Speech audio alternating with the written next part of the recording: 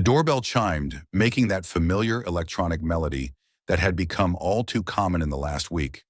I glanced at my phone to see the live feed from my doorbell camera, and there she was again, Karen Richardson, standing on my porch with her hands on her hips, tapping her foot impatiently.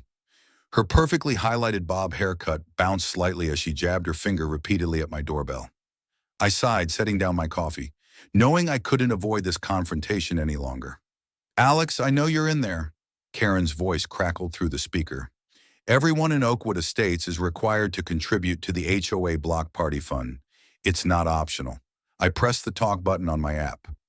"Good morning, Karen. As I've told you before, I've reviewed the HOA bylaws thoroughly, and there's absolutely nothing that requires residents to contribute to social events.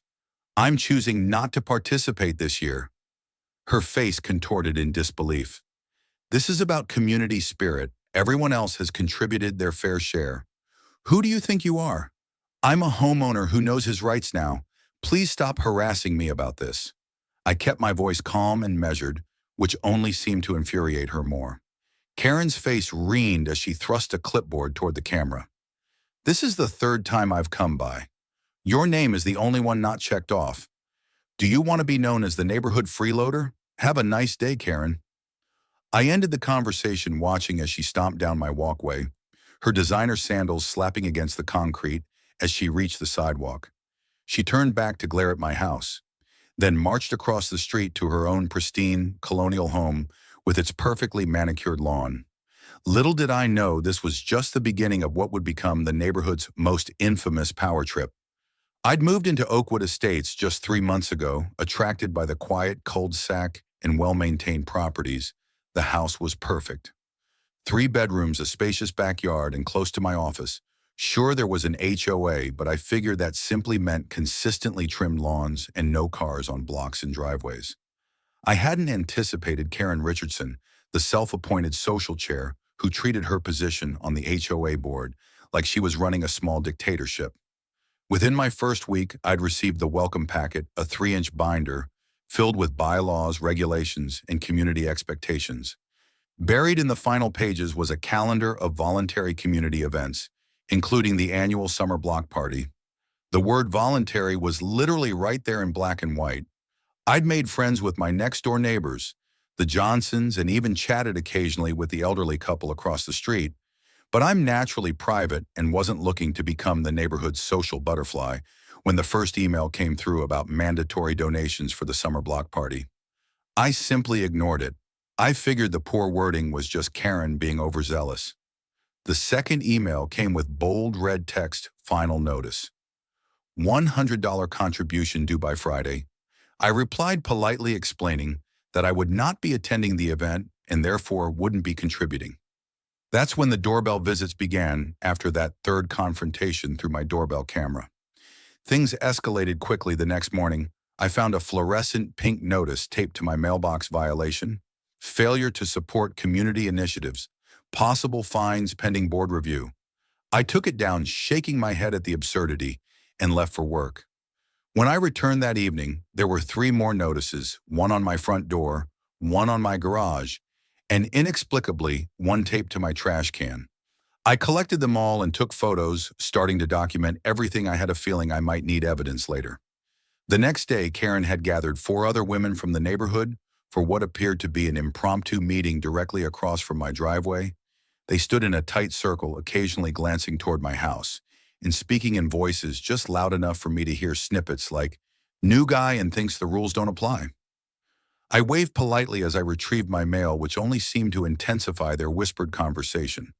One woman, I think her name was Debbie, at least had the decency to look embarrassed and offered a small wave back that evening. My doorbell rang again at exactly 7:15. Karen stood there this time, accompanied by a thin man in glasses, whom I recognized as her husband Bob, who always seemed to hover in her shadow. "Alex, this has gone on long enough," Karen said with a voice dripping with forced patience, as if she were speaking to a stubborn child. "The party is next weekend, and we need to finalize our budget. Your $100 is holding up the entire planning process." I stepped onto my porch, closing the door behind me. "Karen, I need you to listen carefully. I am not attending your party.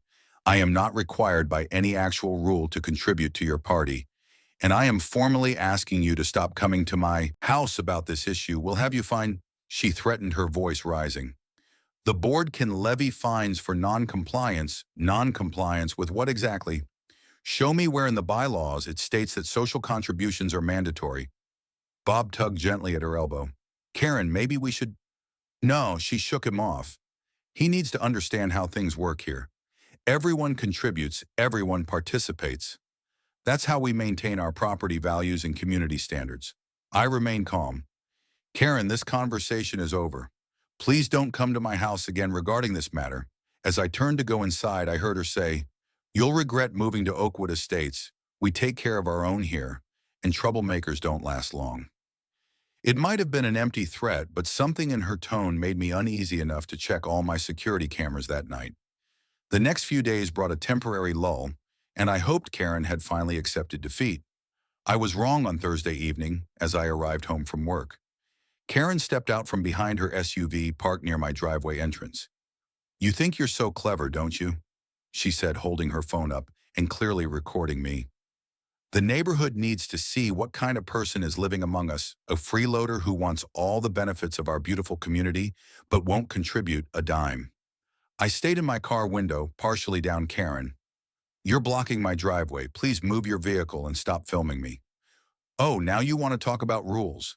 What about the rules of common decency? Everyone else donated. Even the Robertsons on fixed income managed to contribute 50. I didn't respond, simply pulling out my own phone and beginning to record as well. She immediately stepped closer, her camera practically pressed against my window. See, now he's harassing me. This is the kind of neighbor we have, everyone, she shouted as if addressing an invisible audience, presumably for whatever social media channel she planned to use to humiliate me.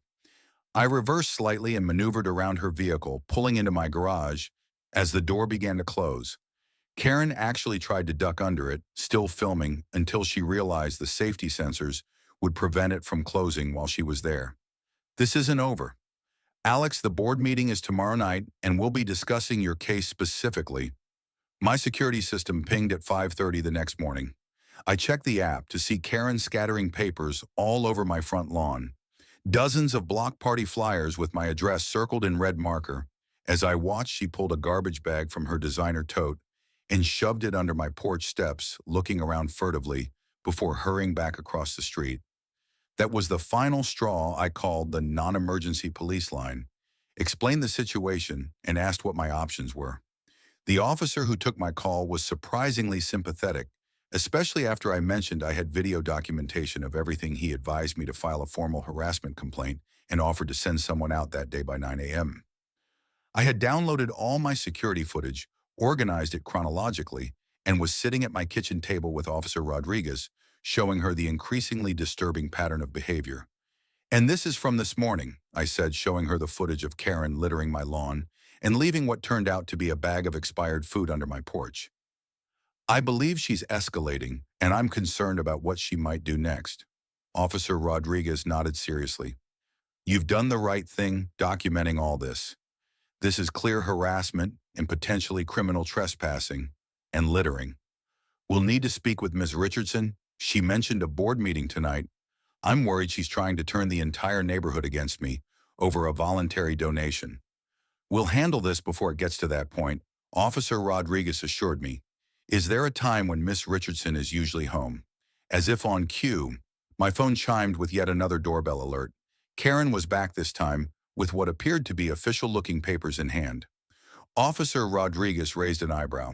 Well, that's convenient timing. Let me handle this. She walked to my front door and opened it just as Karen was about to knock. The look of shock on Karen's face was priceless. Oh, there must be some mistake. I'm just delivering community notices, Karen stammered, her usual confidence temporarily shaken. Miss Richardson, I'm Officer Rodriguez with the county police. I'd like to speak with you regarding some complaints we've received. Karen's expression shifted rapidly from surprise to indignation. Complaints about me. I'm the HOA social chair. I'm the one who should be filing complaints. Officer Rodriguez maintained her professional demeanor.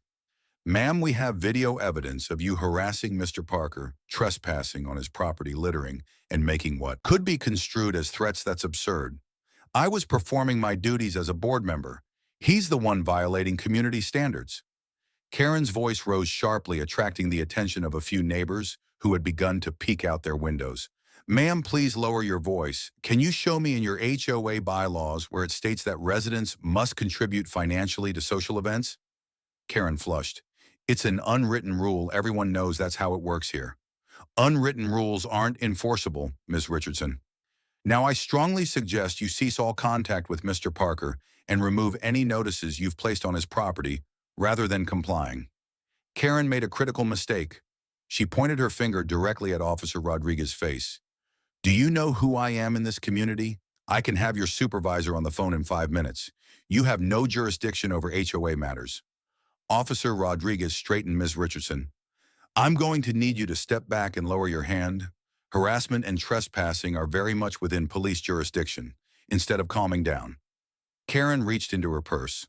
Officer Rodriguez tensed, but Karen merely pulled out her phone. I'm calling 911 right now to report both of you for harassment. This is completely unacceptable, ma'am. I am a police officer responding to a legitimate complaint. Misuse of emergency services is a serious offense? Karen ignored her, dramatically punching buttons on her phone. Yes, hello. I need to report harassment and intimidation at 1142. Oakwood Drive, a homeowner and someone claiming to be police are threatening me for performing my HOA duties. Officer Rodriguez sighed and spoke into her radio, requesting backup. Within minutes. Another police cruiser pulled up, and Officer Chen joined us on the porch. By this point, several neighbors had emerged from their homes, watching the scene unfold. Karen noticed them and seemed to take it as an opportunity to gain support. Everyone. This is what happens when we let just anyone move into our community. Now he's called the police on me for trying to enforce our standards. To Karen's evident surprise, no one rushed to her defense. In fact, Mrs. Johnson from next door stepped forward. Officers, Karen has been harassing several of us about this party. She threatened to have my garden gnomes removed last week because I only donated $50 instead of the required 100. Another neighbor, a young mother I hadn't met yet, chimed in. She told me I wouldn't be allowed to use the community pool this summer if I didn't contribute. Officer Rodriguez looked at Karen. Ma'am, it seems there's a pattern of behavior here. I'm going to need you to come down to the station to answer some questions. This is outrageous. I'm a respected member of this community, Bob. Bob, come out here, Karen shouted toward her house, but no one appeared. As more neighbors gathered, more stories emerged. The voluntary donations had apparently been enforced through intimidation and threats for years, with Karen using her position to bully residents into compliance.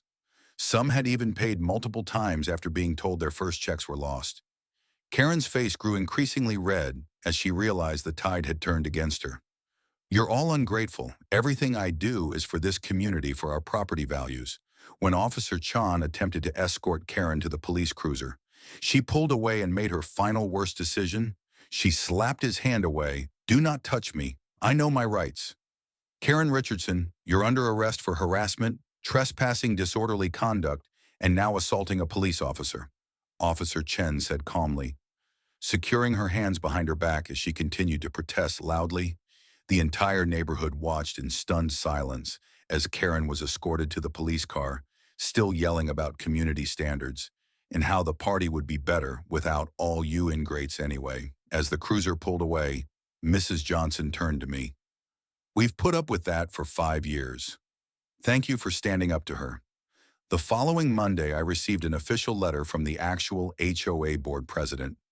Not Karen, despite her claims apologizing for the unauthorized actions of a former board member and clarifying that all social events were indeed voluntary.